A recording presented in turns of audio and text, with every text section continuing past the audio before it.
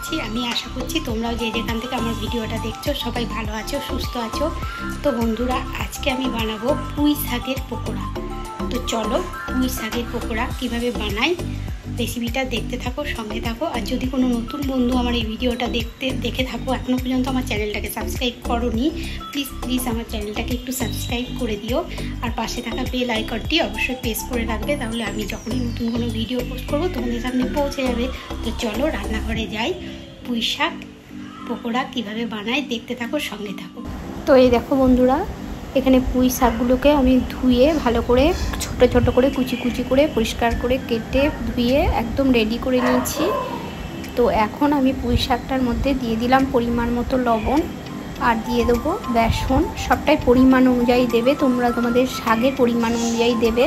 আমি যতটা পরিমাণ পুঁই শাক নিয়েছি সেরকম পরিমাণ অনুযায়ী সব কিছু দিচ্ছি। আর দিয়ে দিলাম 1 চামচ মতো কর্নফ্লাওয়ারটা দিলে বেশ মুচমুচে হবে। আর দিয়ে দিলাম কাশ্মীরি লঙ্কা গুঁড়ো, জিরে গুঁড়ো, হলুদ গুঁড়ো ছোটো টিস্পুনে। আর দিয়ে দিলাম একটু কালো জিরে, পেঁয়াজ কুচি আর লঙ্কা কুচি। এবার সবগুলো দিয়ে আমি ভালো করে হাতে করে এই পুঁই শাকটার সঙ্গে এই সমস্ত মশলাপাতিগুলো ভালো করে মেখে নেব। তোমরা যদি প্রয়োজন হয় একটু জল দিয়েও মেখে নিতে পারো। যদি দেখো যে মাখা হচ্ছে না, তো আমি একটু জল দিয়ে মেখে নিয়েছি।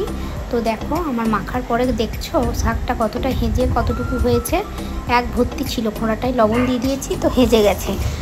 তো এরকমভাবে সুন্দর করে মেখে নিয়েছি। এখন একটু থাক মাখানো। এইদিকে আমি গ্যাসের মধ্যে একটা ফ্রাই প্যান বসিয়ে দিয়েছি, আর ফ্রাই প্যানের মধ্যে দিয়ে দিলাম আমি এখানে সাদা তেল। এই সাদা তেলেই আমি এই পুঁই শাকের পকোড়াগুলো ভেজে নেব। আর এই পুঁই শাকের পকোড়াগুলো না খুবই ভালো লাগে খেতে, বেশ মুচমুচে হয়। তো দেখো তেল গরম হয়ে গেছে। এখন আমি এখান থেকে ছোট ছোট পকোড়ার আকারে শাকগুলো নিয়ে তেলের মধ্যে দিয়ে দেব, গরম তেলের মধ্যে। আর এখন আমি তেলটা ভালো করে গরম করে নিয়েছি, তারপরে কিন্তু আমি ফ্লেমটা কমিয়ে দিয়েছি। প্রথমে তেলটা ভালো করে গরম করে তারপরে ফ্লেমটা কমিয়ে দিতে হবে, গ্যাসে দিয়ে ভাজতে হবে, হালকা আঁচে ভেজে নিতে হবে। তো তেলটাকে ভালো করে গরম করে নিয়ে আমি এখন গ্যাসটাকে কমিয়ে দিয়েছি। এবার আমি পকোড়াগুলোকে ছোট ছোট আকারে করে দিয়ে দিচ্ছি। আমি কিছুটা দিয়ে দিই, এখানে আমার অনেকটা পরিমাণেই হবে পকোড়া। তো প্রথমে কয়েকটা দিয়ে দিলাম। তো একটা পিঠ হয়ে গেছে, আর একটা পিঠ উল্টে দিই। আর এটা অল্প আছে না ভাজার চেষ্টা করবে বন্ধুরা, তাহলে না খুব ক্রিস্পি হবে পকোড়াটা, আর ভেতরগুলো একদম সুন্দরভাবে ভাজা হবে। তো দেখো আমি একটা পিঠ উল্টে দিলাম। তো এরকম করে করে আমি সমস্ত পকোড়াগুলোকেই ভেজে নেব, কারণ কয়েকটা ভেজে তোমাদের সামনে তুলে ধরলে তো হবে না, আমাকে পুরোটাই ভাজতে হবে। ওই জন্য আমি পুরো পকোড়াটা ভেজেই তারপরে তোমাদের সঙ্গে আসবো বন্ধুরা। তো দেখো এই পিঠটা মোটামুটি হয়ে গেছে, আর একটা পিঠও আমি ভালোভাবে উল্টে পাল্টে নেড়ে নিই। বারবার তোমরা একটু উল্টে পাল্টে নেড়ে ভেজে নেবে, তাহলে খুব সুন্দর হবে পকোড়াগুলো খেতে। আর বন্ধুরা, পুঁই শাকের তরকারি তো অনেক খেয়েছো, পকোড়া বানিয়ে একদিন খেয়েও দেখবে কত ভালো লাগে। বানিয়ে খেয়ে তারপর আমাকে কমেন্ট করে বলবে যে কেমন লাগে। তো দেখো তোমাদের সঙ্গে কথা বলতে বলতে আমার এই পকোড়াগুলোও ভাজা হয়ে গেছে। এখন আমি এই পকোড়াগুলোকে একটু উল্টে দেবো, আর একটা পিঠ দিয়ে তুলে নেব। তো দেখো কত সুন্দর লাগছে পকোড়াগুলো দেখতে, লাল লাল একদম। তো এরকম করে আমি বাকি পকোড়াগুলোকে ভেজে নেব বন্ধুরা। তোমরাও কিন্তু বাড়িতে এরকম পুঁই শাকের পকোড়া বানিয়ে খাবে বন্ধুরা, দেখবে খুব ভালো লাগে গরম ভাতের সঙ্গে। এমনি তোমরা শুধু মুখেও খেতে পারো, চায়ের সঙ্গেও খেতে পারো, সবের সঙ্গে খুবই ভালো লাগবে। তো আমি এই পকোড়াগুলোকে তুলে নিলাম। আমি বাকি আরও আছে, বাকি ওগুলোকেও আমি ভেজে নেবো একে একে। তো দেখো এখন আমি ওই তেলেই, খুব একটা বেশি তেলও লাগে না, দেখলে তো ভাজতে ওই ভাজা হয়ে গেল, এখনও তেল আছে। তো ওই তেলের মধ্যে আমি বাকি পকোড়াগুলো টুকটুক করে ভেজে নিই। আর তোমরাও টুকটুক করে দেখতে থাকো, সঙ্গে থাকো বন্ধুরা। কেউ স্কিপ করবে না কিন্তু পুরো ভিডিওটা দেখবে, দেখো ভালো লাগবে।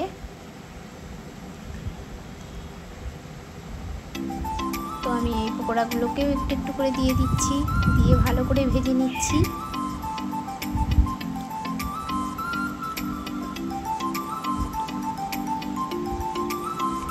দেখো সমস্ত পকোড়াগুলো আমি এখন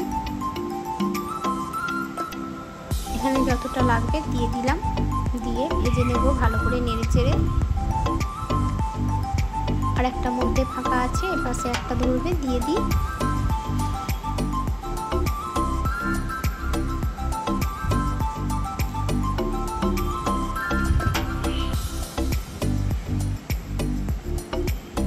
তো এই পিঠটা একটু হোক, তারপরে উল্টে দেব। তো দেখো আমার পিঠটা হয়ে গেছে, উল্টেও দিয়েছি আমি এখন।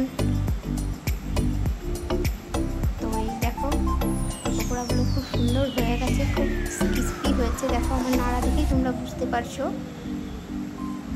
তো এই পিঠটাও একটু ভালো করে ভেজে তুলে নিই। তো বন্ধুরা দেখো আমার পকোড়া ভাজা কিন্তু একদম রেডি। তো এই দেখো বন্ধুরা, এই দেখো পকোড়া নিয়ে তোমাদের সামনে হাজির হয়েছি।